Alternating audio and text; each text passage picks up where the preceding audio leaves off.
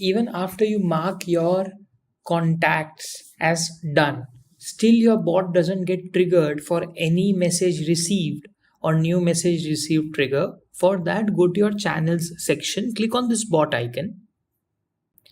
Now here you will see that for this one particular channel, there are 3 bots created for every incoming message or the main bot. So you can simply click on this 3 dots and click on unassigned from current channel.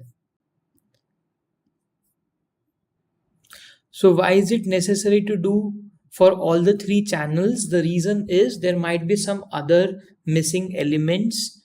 So it's just a precautionary measure. So simply unassign from current channel. Your bot won't get deleted. You can simply go and set your trigger again with this same channel and your bot will start working. Thank you.